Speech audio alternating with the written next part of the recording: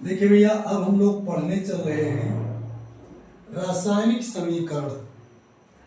रासायनिक समीकरण क्या होता है? देखिए, किसी रासायनिक अभिक्रिया में भाग लेने वाले अभिकारकों और अभिक्रिया के फलस्वरूप प्राप्त उत्पादों को प्रतीक के द्वारा लिखा जाए। इसके पहले का वीडियो अगर आपने हमारा देखा होगा तो उसमें आपको मैंने बताया था रासायनिक अभिक्रिया, और रासायनिक अभिक्रिया में मैंने लिखा था कि जैसे मान लीजिए कि अमोनियम क्लोराइड है, अमोनियम क्लोराइड, और ये अमोनियम क्लोराइड चूने के साथ जब अभिक्रिया करता है, चूने के साथ अभिक्रिया करके और ये बनाता है अमोनिया। ठीक है, अब ये चीज जो मैं कह रहा हूं और जो लिख रहा हूं, ये चीज एक स्टेटमेंट है, ये स्टेटमेंट है। और इसमें ये जो अमोनियम क्लोराइड है और ये जो चूना है, ये दोनों लोग अभिकारक हैं, क्योंकि ये दोनों लोग मिलकर के एक नए पदार्थ का निर्माण कर रहे हैं। ठीक है, और अमोनिया जो बन रही है ये उत्पाद है। ठीक है, अब देखो यहां पर मैंने क्या कहा कि अभिकारक और उत्पाद, ये अभिकारक और उत्पाद, इन दोनों लोगों को अगर हम प्रतीकों और सूत्रों के द्वारा निरूपित करें तो उसे कहते हैं रासायनिक समीकरण। ये लिखा तो अभिक्रिया के बारे में है कि अभिक्रिया किससे हो रही है, क्या बन रहा है, लेकिन रासायनिक समीकरण नहीं है। अगर इसी चीज को हमें रासायनिक समीकरण में लिखना है तो क्या लिखेंगे? अमोनियम क्लोराइड को लिखेंगे NH4Cl प्लस चूने को लिखेंगे CaO, कैल्शियम ऑक्साइड। ये दोनों लोग मिल करके बनाएंगे CaCl2, कैल्शियम क्लोराइड, प्लस जल बनेगा और इसके साथ अमोनिया भी प्राप्त होगी NH3। इस समीकरण इम्बैलेंस है या बैलेंस है, इससे कोई लेना देना नहीं। अब जो कुछ लिख गया ये हो गया भैया रासायनिक समीकरण।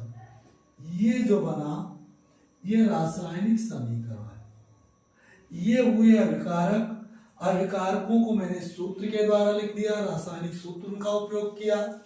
इधर हो गया उत्पाद, उत्पादों को भी मैंने रासायनिक सूत्र के द्वारा लिखा, और जो बन करके तैयार हुआ इसी को कहेंगे रासायनिक समीकरण। अब आगे देखिए कि रासायनिक समीकरण को लिखने की विधि क्या है। भैया रासायनिक समीकरण लिखने के लिए पहला चीज आप जानिए कि जो अभिकारक हैं और जो उत्पाद हैं, इनके नाम और इनके रासायनिक सूत्र ज्ञात होने चाहिए। जैसे आप देखिए यहां पर मैंने लिखा, मैंने कहा कि ये अमोनियम क्लोराइड चूने के साथ क्रिया करके अमोनिया बनाता है। ये चीज रासायनिक समीकरण की स्टेटमेंट है रासायनिक अभिक्रिया का। रासायनिक समीकरण लिखना हुआ तो हमने अमोनियम क्लोराइड के यौगिक का सूत्र लिखा, चूने के यौगिक का सूत्र लिखा, यानी जितनी यौगिक इस समीकरण में अभिकारक और उत्पाद के रूप में उपस्थित हैं सबके मैंने रासायनिक सूत्र लिखे हैं। तो पहला चीज ये आपको क्लियर होना चाहिए कि अगर हमें रासायनिक समीकरण लिखना है तो जितने भी यौगिक अभिक्रिया में भाग ले रहे हैं और जितने यौगिक उत्पाद में मिल रहे हैं उन सब का हमें रासायनिक सूत्र ज्ञात होना चाहिए। दूसरा चीज, समीकरण में पदार्थ सदैव अणु के रूप में लिखे जाने चाहिए।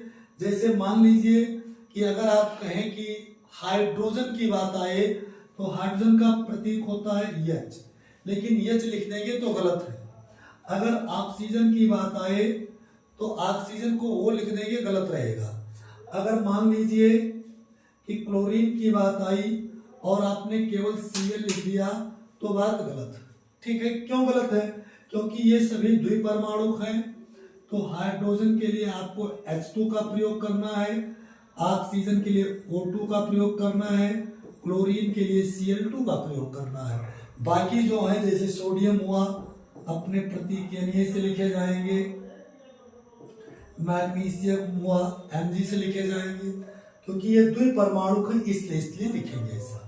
तो तीसरी बात, रासायनिक अभिक्रिया में भाग लेने वाले जो अभिकारक हैं उनको प्रतीक और सूत्र के द्वारा बाईं तरफ लिखते हैं और उनसे प्राप्त होने वाला जो उत्पाद है उसे प्रतीक और सूत्र के द्वारा दाहिनी ओर लिखते हैं।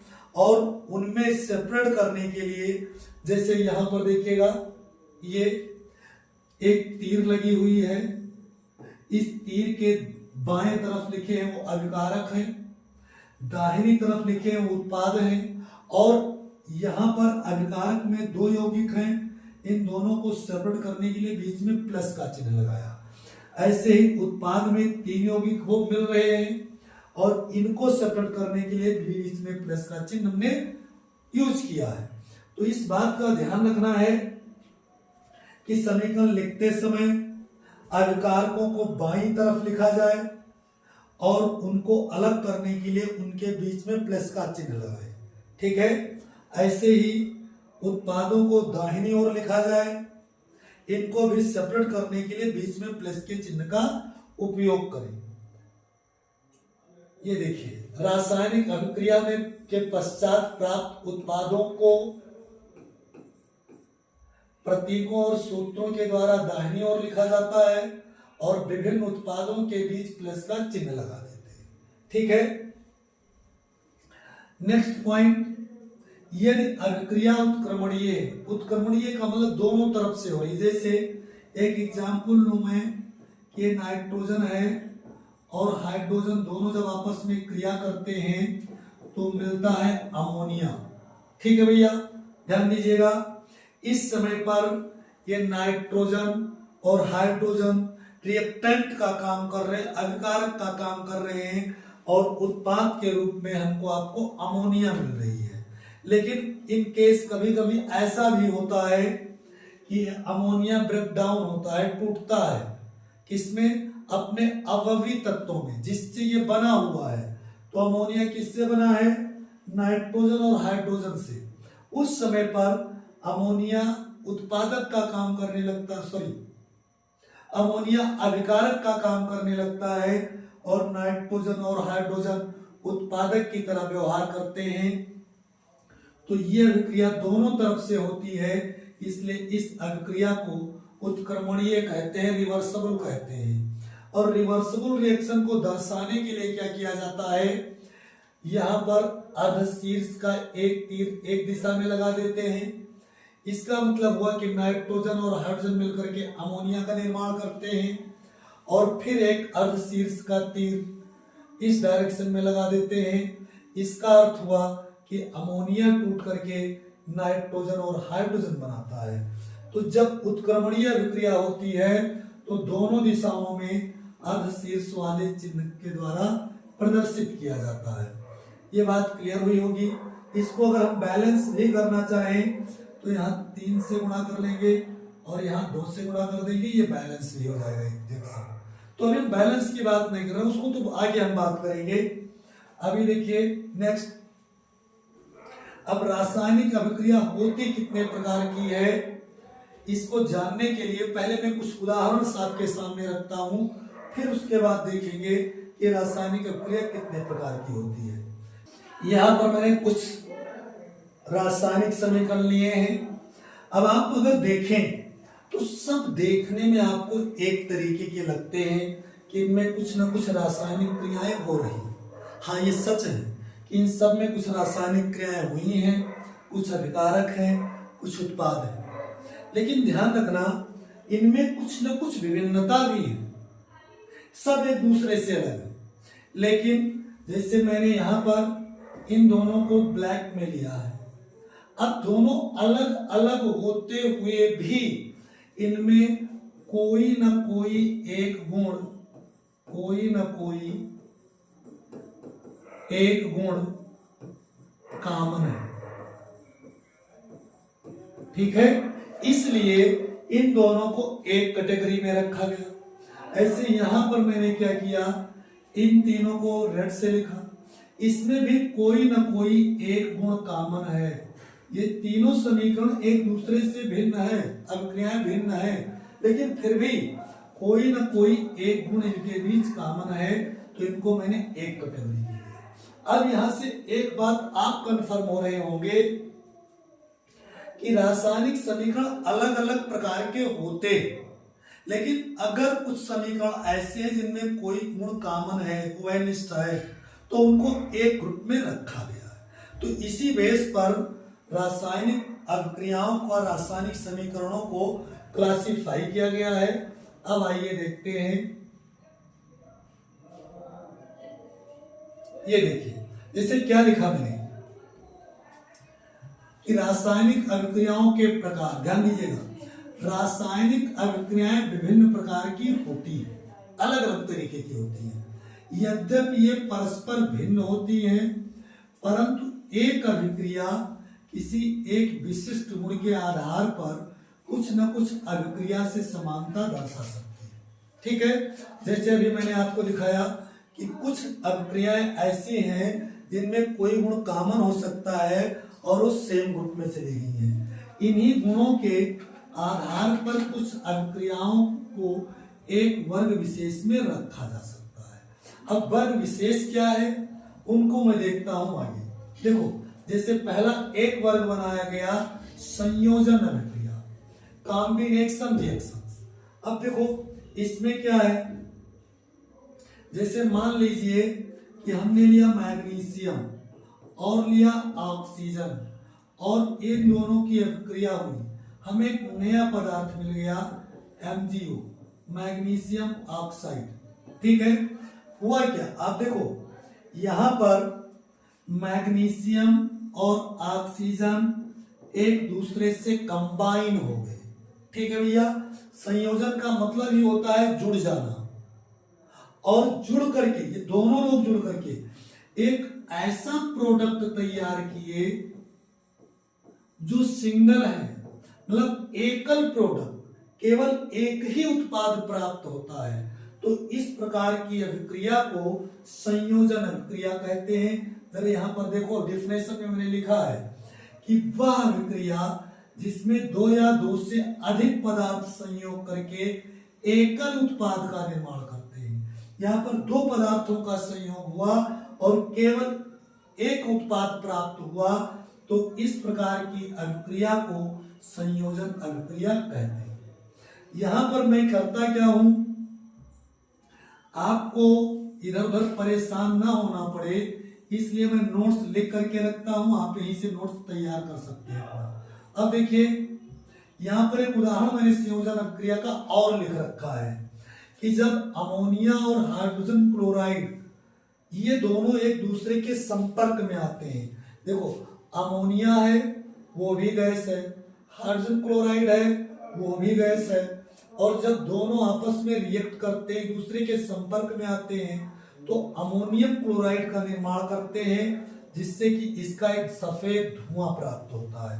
कैसे, अमोनिया हुआ NH3, हाइड्रोजन क्लोराइड हुआ HCl, और इन दोनों ने आपस में रिएक्ट किया, एक दूसरे के संपर्क में आए, तो बना क्या, NH4Cl, यानी अमोनियम क्लोराइड। तो इस तरीके से आप देख रहे हैं कि अभिकारक में कितने यौगिक हैं, यानी अभिक्रिया में कितने लोगों ने हिस्सा लिया, 2 लोग, यानी अभिकारक में 2 लोग, 2 यौगिक हैं। और फिर देखो उत्पाद में कितने यौगिक मिले, 1। और यही तो डेफिनेशन में लिखा है कि 2 या 2 से अधिक पदार्थ संयोग करते हैं, लेकिन उत्पाद जो होता है वो एकल होता है, सिंगल होता है। तो ऐसे अभिक्रिया को संयोजन अभिक्रिया कहते हैं।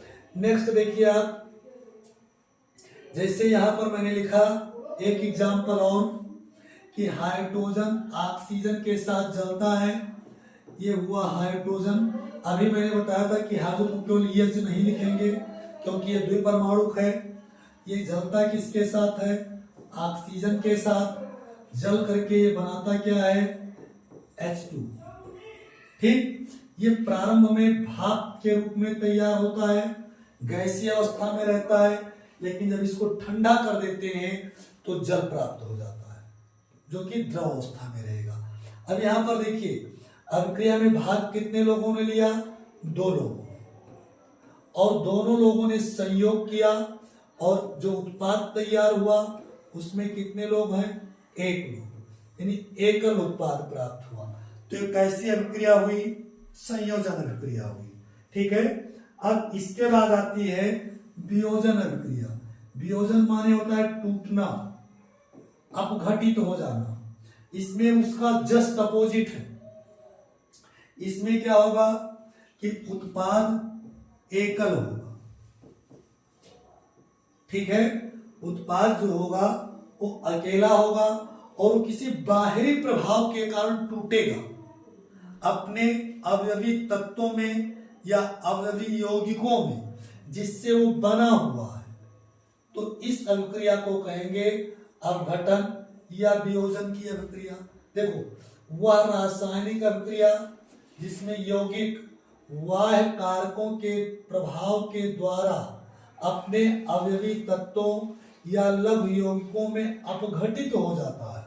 यही तो मैंने बताया कि जब कोई बाहर से इफेक्ट पड़े और कोई भी यौगिक अपने मूल यौगिकों में टूट जाए तो इस अभिक्रिया को कहते हैं वियोजन अभिक्रिया। अब वो बाह्य कारक कौन हैं जिनके कारण वियोजन की अभिक्रिया होती है? वह है हीट, ऊष्मा, प्रकाश और विद्युत। इन तीनों के बाह्य प्रभाव से, चाहे ऊष्मा हो, चाहे प्रकाश हो, चाहे विद्युत हो, इनके बाह्य प्रभाव के कारण कोई यौगिक टूट जाता है छोटे छोटे यौगिकों में या अवयवी तत्वों में, तो वियोजन की अभिक्रिया होती है। जैसे एग्जांपल में देखें, एक एग्जांपल मैंने लिया है कि ऊष्मीय अपघटन, यानी किसी अभिक्रिया में हीट का, ऊष्मा का प्रभाव कैसे पड़ता है। यहां पर एक एग्जांपल मैंने लिया है कि जैसे मान लीजिए कि कैल्शियम कार्बोनेट है CaCO3, ठीक है, ये हुआ कैल्शियम कार्बोनेट। अब इसको हीट करें, इसके ऊपर ऊष्मा का प्रभाव डालें। जब ऊष्मा का प्रभाव डालेंगे तो ये टूटेगा, टूट करके बनाएगा क्या? CaO, यानी कैल्शियम ऑक्साइड, और क्या बनेगा? Carbon dioxide. ठीक है, देखिए कैल्शियम कार्बोनेट कैल्शियम ऑक्साइड और कार्बन डाइऑक्साइड से बना हुआ है। जब इसको हमने हीट किया, इस पर ऊष्मा डाला, तो अपने अवयवी यौगिकों में टूट गया जिससे बना हुआ था, वियोजन हो गया। तो उसमें वियोजन के या उसमें अपघटन में यही है डेफिनेशन में कि वह रासायनिक अभिक्रिया जिसमें यौगिक ऊष्मा के द्वारा 2 या 2 से अधिक सरल पदार्थों में अपघटित हो जाता है, उसमें अपघटन कहते हैं। ठीक है, ये बात आपको क्लियर हो गई होगी। अब देखते हैं प्रकाश अपघटन। प्रकाश अपघटन में क्या होता है? जैसे इसमें बाह्य कारक जो है वो कौन होता है? प्रकाश होता है। जैसे अभी मैंने बात किया उसमें वियोजन की, वैसे उसमें बाह्य कारक कौन था? वो ऊष्मा। इसमें कौन है? प्रकाश। जैसे मान लीजिए कि AgCl, ठीक है, इसको कहते हैं सिल्वर क्लोराइड। इसके ऊपर जब सूर्य का प्रकाश पड़ता है, सनलाइट, तो उत्पाद के रूप में बनता है Ag और Cl2। ठीक है, इस तरीके से तो एकल अभिकारक अपने मूल अवयवी तत्वों में ब्रेक डाउन हो गया, टूट गया। यह अभिक्रिया कैसी हुई? प्रकाश अपघटन हुई। वियोजन की प्रकाश अपघटन अभिक्रिया, यानी प्रकाश के प्रभाव से। यहाँ पर एक बात का ध्यान दीजिएगा, इस अभिक्रिया का उपयोग करते हैं ब्लैक एंड व्हाइट फोटोग्राफी में, क्योंकि जो AgCl होता है या AgBr यानी सिल्वर क्लोराइड या सिल्वर ब्रोमाइड, जब उस पर सूर्य का प्रकाश पड़ता है तो ग्रे कलर में कन्वर्ट हो जाता है, भूरे कलर में, और इसी प्रॉपर्टी का उपयोग हम कर लेते हैं ब्लैक एंड व्हाइट फोटोग्राफी में।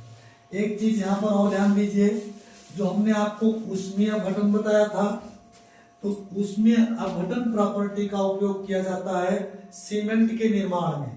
ये दोनों मोस्ट इंपॉर्टेंट क्वेश्चन हैं। आपसे पूछा जा सकता है कि सीमेंट के निर्माण में किस रासायनिक अभिक्रिया का उपयोग किया जाता है, तो आप कह सकते हैं कि सीमेंट के निर्माण में वियोजन अभिक्रिया के ऊष्मीय प्रभाव का उपयोग किया जाता है। अगर आपसे क्वेश्चन ये पूछा जाता है कि ब्लैक एंड व्हाइट फोटोग्राफी में किस अभिक्रिया का उपयोग होता है, तो आप कह सकते हैं वियोजन अभिक्रिया का प्रकाश अपघटन या वियोजन अभिक्रिया में प्रकाश प्रभाव का उपयोग किया जाता है। अगला देखें, विद्युत अपघटन। तीसरा प्रभाव विद्युत का होता है। देखिए, मान लीजिए कि हमने जल लिया, ये जल कैसा है, अम्लीय है, और इस अम्लीय जल में अगर विद्युत धारा प्रवाहित करें, विद्युत धारा, तो ये हाइड्रोजन और ऑक्सीजन में टूट जाता है। ठीक है, हाइड्रोजन और ऑक्सीजन में टूट जाएगा। इस घटना को कहते हैं वैद्युत अपघटन। जरा डिफिनेशन से आप इसको मिलाइए। वह अभिक्रिया जिसमें यौगिक के जलीय विलयन अथवा गलित अवस्था में विद्युत धारा प्रवाहित करने पर यह दो या दो से अधिक सरल पदार्थों में अपघटित हो जाता है, विद्युत अपघटन कहलाती है। ठीक है, हमने क्या किया, एक जलीय जल लिया और जल में कुछ अम्ल की बूंदें मिला दिया, उसमें जब विद्युत धारा प्रवाहित किया, विद्युत का इफेक्ट उस पर हुआ, तो हाइड्रोजन और ऑक्सीजन में वो टूट गया।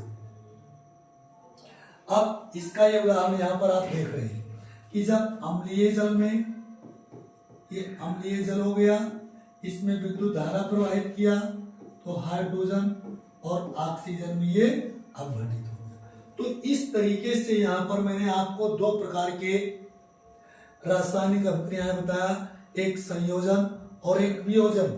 वियोजन में भी तीनों प्रभाव बता दिया, ऊष्मा का प्रभाव, प्रकाश का प्रभाव और विद्युत का प्रभाव। इतनी बातें आप तैयार रखें और चैनल को सब्सक्राइब करके रखें, जिससे आगे का जो टॉपिक है वो हम आप तक पहुंचा सकें। धन्यवाद।